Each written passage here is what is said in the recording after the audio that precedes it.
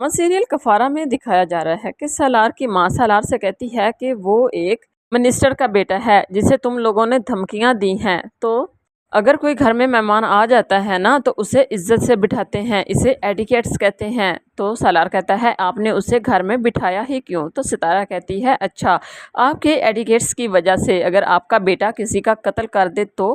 के बाद दिखाया जा रहा है कि सितारा सुबह यूनिवर्सिटी जाने लगती है तो सबा रोकती है, तुम नाश्ता किए बगैर जा रही हो? तो सितारा कहती है मैं वहाँ से नाश्ता कर लूँगी या रास्ते में ही कुछ खा लूँगी।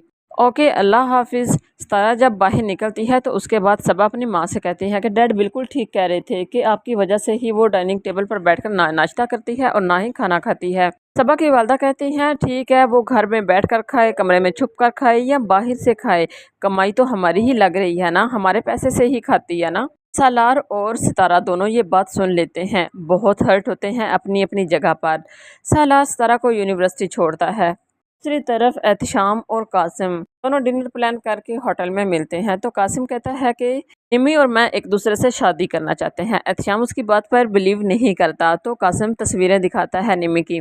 श्याम कहता है ऐसा नहीं हो सकता कि निमी तुम्हें अपनी तस्वीरें भेजे। तो कासिम कहता है भाई ऐसा कैसे नहीं हो सकता, उसने खुद भेजी है, मैंने कौन सा फेसबुक से उठाई है या पिक्चर ये खुद एडिट की हैं।